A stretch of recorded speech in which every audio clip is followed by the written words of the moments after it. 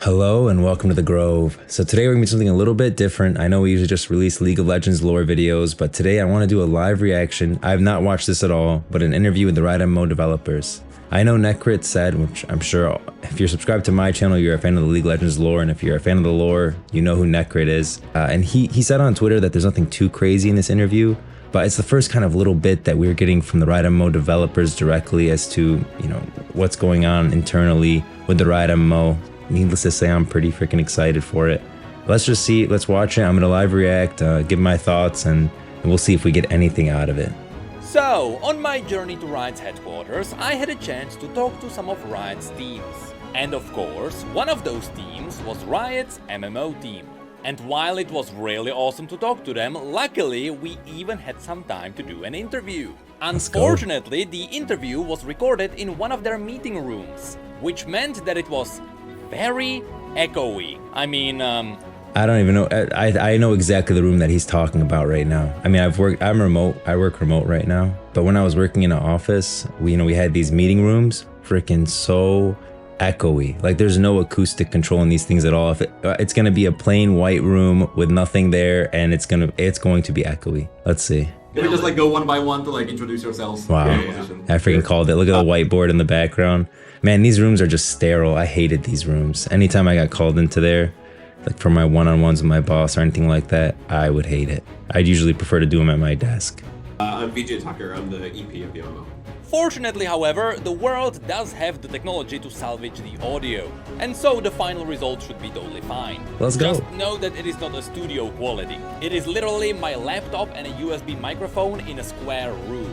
My man, making do. And of course, since it is hard to get some info on Riot's MMO, I tried to push them with the questions a little bit, just to see what we can learn. But I knew they wouldn't be able to talk about any specifics. So my questions had to be as broad as possible, but even so, I was still trying to walk on the edge. Sometimes you'll see the devs laughing about the fact that I am very close to the line, and 3 times it actually happened. I asked a question which had to be cut out, but the follow-up conversations were fine. So be ready for the fact that sometimes there will be some edits and cuts and it will break the pacing. But ultimately, I am pretty happy with what I was able to put together. And honestly, I had an absolute blast talking to these guys. Can we just like go one by one to like introduce yourselves? Yeah. Oh wow, he did a good job on the edit. Honestly, it doesn't sound nearly as bad as that first clip. I thought it was going to be a painful video, but this is okay. I'm VJ Tucker. I'm the EP of the MMO. Okay. I'm Mark Yetter. I'm the game design director for the project. With Greg Fallis, art director. And I'm Ant. I'm a writer. So, What was that guy? I don't even know. Arata? An oopsie. Strong start. I released the video. Kind of started an avalanche of hype out of nowhere. How did you guys take this? Was it you know, how much damage have I caused on accident? Not even close. We thought it was awesome. We immediately like shared it among the team. Like we watch it for inspiration as a reminder of like what player hype is for the space. Like It's pretty hype. You like you raise the bar for us, which is awesome. We love it, but we started to sweat a bit. You know? He went too big. Like up until that point, where we're in like a safe space where like you were kind of like fine because like people knew it was happening, but no one really took it seriously. Have you actually taken any of the feedback you got so far into consideration? Like I don't know how many people really gave. Oh, that's a good question. People did give feedback on the ML. Did you like take something into consideration already? Yeah, we always. I think that's one of the most important things that we can do is listen to our players along the way and figure out when we should respond and integrate it in. I mean, I almost feel like they have to say that. Imagine they say like, no, we're not really taking any feedback from anyone. We're just kind of doing our own thing. They're going to say that regardless, but it's a good question. They should be taking feedback. There's definitely a lot of feedback out there for them to take. And when we shouldn't, right? That's the hard part of our jobs, but definitely ignoring the feedback is us failing. Yeah. So I mean, that'd be weird. talking like factions, races, stuff like that. Because Please. you probably have to have an idea and stick to it, but then you hear different opinions from other people. Is it like something that you also take into consideration, even though it might go against your basic idea? Roll it, these answer. No one wants to answer. You hear, every potential player wants something, and there's, hopefully millions of them, and everyone wants something different. There will be. And so it's impossible for us to give every person what they want, but really often it's about, there's a lot of similar themes, right? And when we reduce it to the sort of core of like, what is the fantasy that people are looking for? What is the experience? We can then, take that and say, what's the best version of that we can deliver? And even better, we're not just going to give people what they say they want. We're going to try and figure out what they actually how want. we can over deliver. How can we get them something that blows their minds that like is also, oh my God, that's exactly what I wanted. Most of the time people don't even know what they want. Not just giving people what they expect, or just like going, you got that, and this as well, and this. That's the soul of it. Like, give me a Freljord shaman and an Ionian druid. What we're trying to do is like ultimately like we're in service of trying to realize the dreams of our players, but that's not always exactly what they're asking for. Sometimes it is about extracting the essence. It's like, what is the magic that you're seeing that we haven't seen yet, and how do we create it? And ultimately, I personally think that's Riot's superpower, especially like with League. We see it with Valorant, we see it with our games, how we can respond to players. And the one thing we definitely can't do is dunk our head in the sand until we're shit. Yeah, and hopefully you get a little taste of that with Yeah. Which, by the way, I saw some things. Literally, if I turn the camera like a little few inches, I'm gonna get nuked. Don't do it. What the heck? So basically there's something over here a couple inches away that he can't even show to the camera. Yeah, I mean, it's definitely walking a fine line. I feel like a lot of players don't really know what they want. They know what they want, but their goal, like what they're saying and how to get it, isn't actually what they want. Like, players want to be a unique class. They want to be a special snowflake, right? But then at the same time, when everyone's special, nobody is. So it's like, okay, Blizzard, for example, I played World of Warcraft, right? And everyone wants a special ability. Like, I need a silence, I need a kick, I need to be able to do this, and I need to be able to do that or whatever. And I want to be able to heal too, or something like, and then became where a lot of the classes really homogenized. It's a little bit better now, but classes really homogenized just to make everyone special. Like, okay, Paladins have a bubble, but now everyone has an immune, compared to World of Warcraft Classic, where Pally bubble was pretty unique. And everyone's asking to be special, but you can't make everyone special. And so what they're looking for maybe is, each class is special in its own way, and that makes them special without giving them everything that's special about everyone else. I think that's a problem that World of Warcraft. It's hard to go back. Once you get something, it's hard to change it. Right now, everyone's got too much, but I think that's what he's getting at, right? The players are asking for stuff. You want to give them what they're asking for, but you need to figure out what they're actually asking for. Like, players are asking for an immune in World of Warcraft, but really what they're asking for is, I want my class to be a little more special. So one thing that's a big topic that I don't know if you can answer is, the big old talk about like factions and races, more specifically like separating the player base, because there are some MMOs who give you the freedom of like, you can play with anyone, you can, there are no Fantasy barriers. And then there are others who actually like split the community where World of Warcraft, like, maybe two parts are battling. What's your like very vague general idea without confirming anything on like? Are they going to answer this?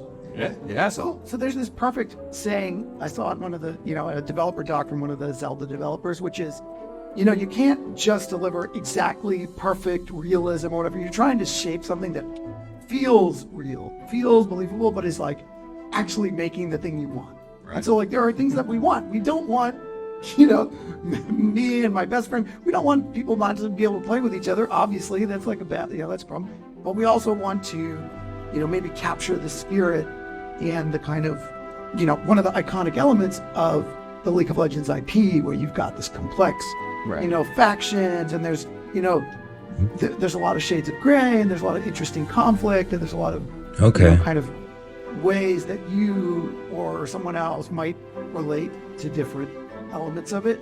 And so we just try and take all of those factors, the things we want, the things that we want to be true in the experience or in the thematic or in the IP, and find a combination of them that works. Yep. You know what I think he's referencing, and I'm going to keep going back to World of Warcraft just because it's an example that I'm aware of, right? In Legion, they released order halls. And order halls are great for giving that, you are a part of a individual group, but at the same time, you play with everyone. Like, you're not just doing, whatever you are. The Dream Grove, which was for the Druids, which was what I played. So like if you're a druid and you're playing in the Dream Grove and your buddy's a paladin playing from the Sanctum of Light, you're all both in separate order halls. You know, you're pretty exclusive. You are a part of the Dream Grove. He was part of the Sanctum of Light, but you're still playing together. I feel like that's more what he's going for than this straight up faction divide that we had in World of Warcraft, where it's Horde and Alliance. I don't play much Final Fantasy. I don't know if they have something similar to that, where it's like you're part of something, but you're playing with everyone. And I think that's more what he's entailing here, that we're gonna have some kind of segregation, almost like class orders or something like that, where you're gonna feel like you're a part of something that's unique to what you are. Maybe it'll be by continent, maybe like if you're part of Ionia or part of Demacia or Noxus. But then at the same time, you can, even though you are a part of Noxus, you can play with someone who's a part of Demacia. Something like that. I think that's more what he's entailing rather than the faction divide. You want all those things love about our world, like the conflicts that are already there and the rivalries and stuff. You want to play that through. You want to see that. But you also don't want to like lock people into like one side, I guess. Yeah. You want the Noxus Demacia conflict, but you don't want I'm playing Noxus, my friend's playing Demacia, and we can't play together. They're not confirming anything. That's a perfect example, because there's like, we talk about like 100 of these problems every day, right? Yeah. There's just always so many things. There's always trade-offs, but it's like you just try to take the pieces together, find a way to make it work, and you know, when we do well, you see the result, and you're like, oh yeah, that's great. You know, I'm getting what I want, and you know, and the game is good. And, Order halls were awesome. I would love to see something like order halls. The general talk is always about like, Hey, cut.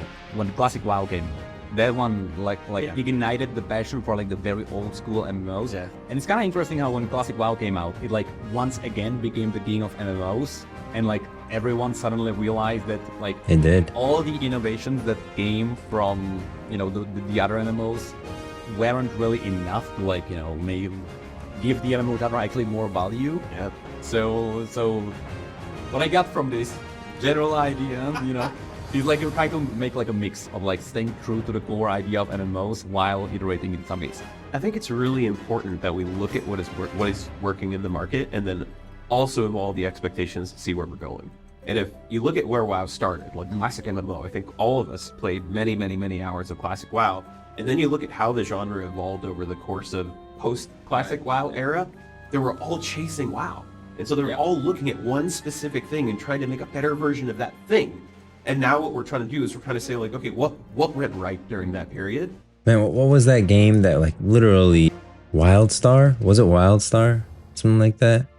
Yeah, Wildstar. It was like an MMORPG, but it never really took off. I never played it. But yeah, there was a lot of MMOs that really tried to riff on World of Warcraft rather than make their own thing.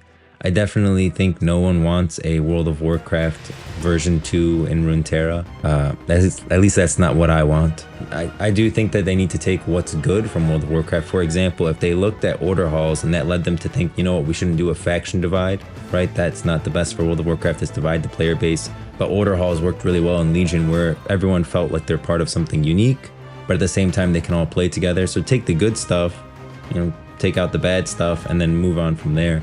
Make something unique and make, you know, some things that are your own. I wouldn't just take everything good from World of Warcraft, take everything good from Final Fantasy and make it a MMORPG. Not looking elsewhere is not the right move. Don't reinvent the wheel. Make the wheel, but attach it to a better car, your own car.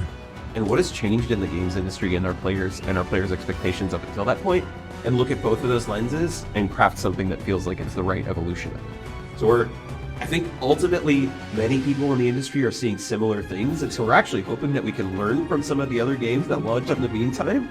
But we do think it's going to have some changes and evolutions to that formula without completely throwing it out just for the sake of it. Yeah, a lot of cuts. Just personal take. I actually love the idea that the game has dedicated servers, because one thing that happened in WoW later on is at the moment they like they gave us like random matchmaking and stuff like that.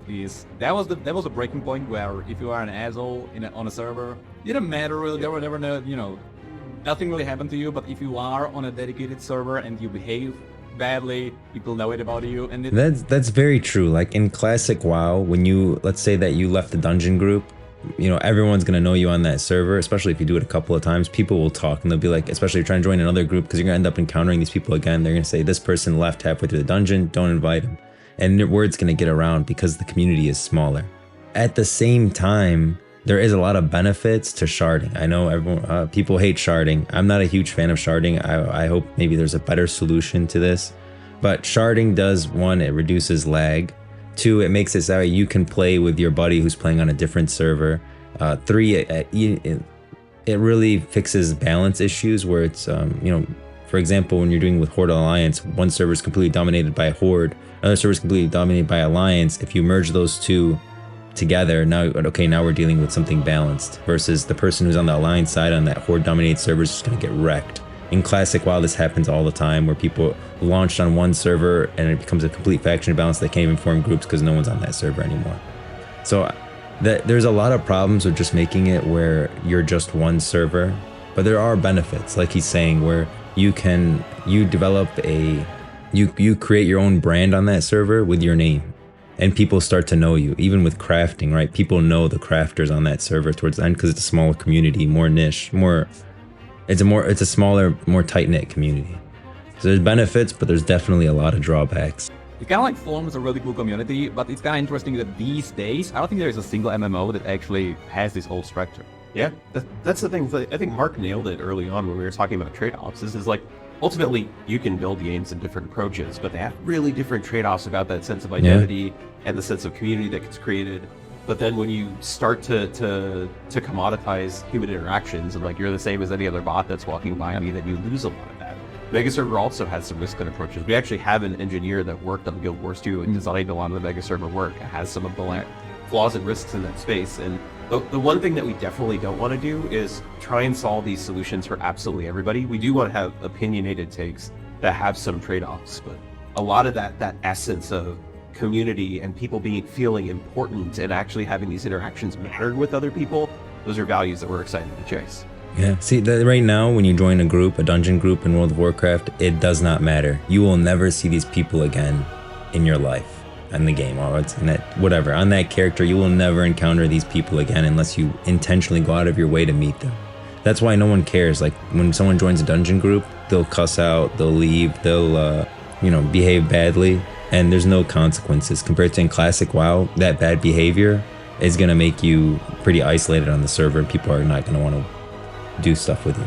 It's tough. They didn't really answer the question, but it's a tough problem to solve.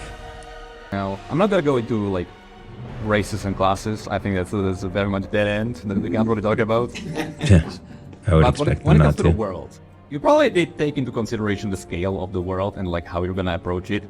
Are you leaning more towards like segment? I'm really curious about this. Like, are they going to do a portion of it, or are they going to try to go for the whole? I mean, World of Warcraft Classic was massive. Think about how much you got in World of Warcraft Classic. All of Kalimdor, all of the Eastern Kingdoms, Darnassus, all these major cities, all the way up to Undercity and all this. Like, Classic WoW is massive. And people say, oh, it's because you're running, you're not moving as fast. No, World of Warcraft Classic is massive. Dragonflight is definitely massive as well. I haven't played much Dragonflight, but I do feel like if they wanted to go down the route of making the whole map, that's definitely possible. If they feel like they should focus more on a specific section, maybe explore Northern Runeterra and leave Southern Runeterra as an expansion, or vice versa, that would be totally fine. So let's see. Let's just see what they say. In the world, I kind of like play the safe route where you have a lot of open spaces, or are you ready to like round up like a piece of the con? Honestly, they could use AI. AI can definitely help with this when it comes to just terrain building. Instead of someone, manually placing a bunch of trees. Now with AI, you can just do a wide brush and it'll just randomly put these trees, and then you can, implement solutions where it's like, okay, by this area, there's a percentage chance that a tree will be placed. Yeah, I mean, I think they could you can build a world way faster now than you ever could. Then like ship it in its entirety. You don't even have a question, you can talk about it all. What's your approach to like, the world at launch? Ultimately, one of the most important things for us is to realize the world of Runeterra that exists in our players' hearts. We are those people. Like, we want to be in the world and we want to see it and we want to experience it. The path for this MMO in the long term will have that full world of Runeterra realized. So for us, it's just a question of how we get there, what the steps are. He's saying the path forward towards the end will realize all of Runeterra. So I think that you're not going to get the whole map of Runeterra, which is 100. I mean, that would be a large task to do, to complete the map and then be happy with all of it, right? To get all the little details rather than just focusing on specific areas. So I don't think we're gonna get all of Runeterra at the start. Judging by what he's saying that we're gonna get part of it, and eventually we will have all of Runeterra. Whether we start small, whether we start broad, we have some takes about where we want to go, but we have our North Star of like that full version of Runeterra, and we know we're going to get there. So it's just a question of the steps along the way. Yeah, I think there's gonna be I have steps. two more questions. One is, when it comes to Riot, they always have like a very specific, almost specific artistic style, where it's like very stylized, very cartoony, but not exactly cartoony. And they looked at this guy. That I would like to know this too. I don't think they should go super realistic. I think super realistic does not age well. They should. I like World of Warcraft's art style. Maybe some people look at it and think, okay, you know, this is not aged the best. It doesn't look the best anymore. But in my opinion, like World of Warcraft has actually aged pretty well in terms of the art style. It's got a cartoony look to it, but that's why it's lasted, because it's that cartoony look that doesn't really age. Compared to if you go like hyper realism, well, it's not gonna look hyper real forever. Is it something that you want to stick to in general? Do like very rather than realistic? Is like the classic stylized style on the table for the MMO? Hopefully I can say this. Jesus. Just say it. So we will be familiar, but something unique. All right. Familiar but something unique. So it's gonna be, he's saying, well, what League of Legends is right now is it's that cartoony art style. I think it's gonna be familiar to that, but you know, up-resed a lot. So I think we're gonna get a cartoony look, but not really as cartoony as World of Warcraft. And World of Warcraft is very old. So it's as cartoony as it could be from the back end, and it just kind of escalated more and more, and it's hard to get past that. I don't think there's a balance, right? Cartoony, but still realistic in a sense. And I think that's what he's saying. It's not going to be like hyper realism. What's that one? Yeah, there's like Ashes of Creation, which there's a lot of talk around. I feel like Ashes of Creation is really going for that hyper realism, and I don't know if that's the best move. I think that the cartoony look of World of Warcraft lasts a lot longer, especially when MMORPG, when you're going to be dealing with something for years and years to come, hopefully. This is a place where it's a big damn shame that you can't see the stuff that he's working on, because it's so good. Last question that I think we can talk about is how did this project start? Because usually at Riot, all the big things start as passion projects, be it, you know, Game Modes on League, EFT, really, you know, Legends of Runeterra. Well, it's all like passion projects. How did the MMO project start? I think the fairest way to say it is that massive parts of this company have been dreaming of making this game for our players for a long time. Obviously, Meryl trolled the world by asking whether an MMO should exist. The reason I came to Riot 7 years ago was to make an MMO. I would say different versions of like this space, what we've been thinking about and moving it forward, have existed in all of our hearts for a very long time. And eventually, I know. And honestly, eventually we just all started to get a bunch of those people together. We're like, now is the time. We've got to go make that investment. And obviously, I can't tell you any dates or people, but it's been something that I think all of us have been chasing for a really long time. And players have just been asking for it for such a long time. It's just like, gotta listen to that. Yeah, we're obviously the magic when it's just like MMO win. Yeah. One of the things I really do appreciate, though, like transparently speaking, is that the thing that we know about Riot, like one of the top line values, is we're not going to ship something that's perfectly fine. And so it took us a little while to get to the point where we're willing to start the project. But it was waiting until we're like, okay, now we have enough with the work on lore. We have enough in terms of the right people. That is like, now is the time to finally make this and do it right. That was the thing that held off. Is that we're like, company wasn't at the right place. The people aren't at the right place. The IP wasn't at the right place. Once we get all of those, Meryl's like, we need to do this thing. The thing that is most important to us really is that we make something that is exceptional, that is worthy of our players and the dreams that they have. And that it's okay that it takes a while. Right. That's the biggest risk, is that we're like, hey, we're doing this thing, and people are like, it's been 6 months, why haven't you shipped the thing yet? And it's like, well, there's definitely that going around. I don't know. We're in service of all of you. We're in service of trying to make the best thing for you, and sometimes a little fire under our asses to get it out the door isn't a bad thing. No pressure, but the Riot MMO right now is probably the most anticipated one in the market right now. Easily. No pressure. Yeah, pressure. Yeah. I don't know. I feel like we've got the people who are at least gonna rise to the challenge and fucking fight that fight. I mean, you all said many times that the team is really stacked. Yeah. Like you probably have veterans. Like I don't know what teams you really all of you were though. I assume it was a lot. It's incredible. It's really where are you guys? Can you actually like say all of you like what What we worked on? Yeah. Let's see. What did you? Star Wars Galaxies, an unannounced MMO inside of Ensemble, Age of Empires 3, Halo Wars, Orcs Age Must of Die, Hero Empires. Academy, Words with Friends. Words with Friends, jeez, man. An unannounced MMO Words with Friends is just way too big. type inside of Riot a long time ago, Wild Rift, and then now this. I'm pretty sure they're all gonna have, you know, great credentials when it comes to MMORPG space. Obviously, I'm not this bad, but like, I mean, I worked on. Yeah, no kidding. That's time for flex. Come on. Yeah, exactly. Let him flex. Like, it's good. I mean, I worked on League of Legends for like almost a decade. I worked on Call of Duty before that, and a bunch of, smaller, kind of AA games for a while before. But it can't be understated how important it is to have people who know everything about the history of our players and the IP. Yeah. Like, that's massive, in many ways more important than like a bunch of different bands. Yeah. Oh God, many years, many different things. It's so many. Legends of Runeterra. Let's see, Sims. I've worked on Sims for many years. Some other MMOs. Some old ones, like one that eventually got out, Gods of Heroes, back in the day. And Gods of Heroes, man. I thought that wasn't it Heroes Town. I remember this. Gods of Heroes. Gods of Heroes. No, never mind. It was like Town of Heroes or something like that. There was another MMO that was all about, you make your hero character or something like that, and it never happened. It never took off. A number of small projects. Right. Yeah. And most of my stuff before here, I've been here for 9 years. I was working freelance for quite a lot of years, writing books and doing things like that, doing some world building here and there for different games. And then most of my background before that comes from like tabletop. So like I worked at Games Workshop, so I was a games designer and a writer and an art manager over there, and working on like Warhammer 40k, that kind of stuff. That was my sort of kickstart into the industry, really.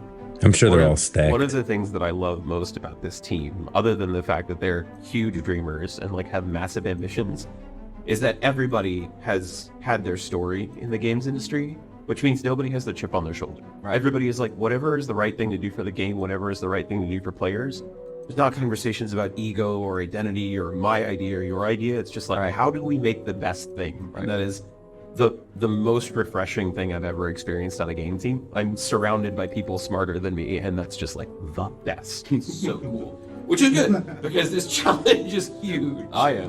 You can't get, you honestly can't go bigger than an MMO. Yeah. Like that's actually just the biggest genre. Yeah. You can probably tackle. And so we put on like one of the IPs that has the most expectations. It's definitely refreshing to see in the space right now, how many MMORPGs are actually coming out or have been pushed out. You have New World, you do have Ashes Creations coming out, you have Lost Ark, so tons of MMORPGs, but it's refreshing to see people pursuing something so ambitious, right? MMORPG is definitely the biggest game you can do, especially when there's easy way outs. Like you can easily make a mobile game now. Diablo freaking Immortal on mobile made a ridiculous amount of money, and it was way easier to make than any MMORPG. Pressure. It's literally the hardest problem.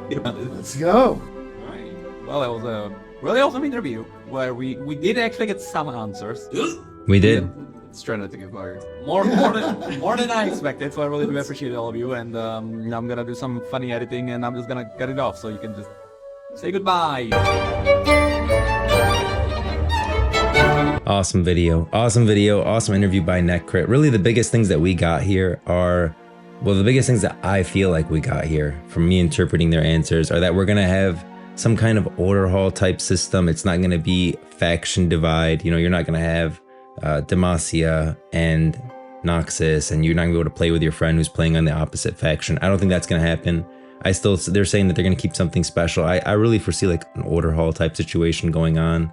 We didn't really get anything classes. I didn't think we were gonna get anything like that. And I also think that we're not gonna get all of Runeterra at the beginning. It's an end goal down the road. They're gonna take steps to get there. And step by step, eventually the whole world of Runeterra will be realized. Which parts of Runeterra we're gonna get early on, not. But awesome interview, awesomely done by Necrit. This is great. I'm excited for that Riot MMO even more now after this interview than I was before we started. Definitely don't forget to like and subscribe. I'm going to be releasing more lore videos. I hope to cover all the lore prior to at least, Riot MMO beta type stuff. And we're going to be covering lore all the way through the Riot MMO and covering news like this. So subscribe, like, and I will see you all in the next one.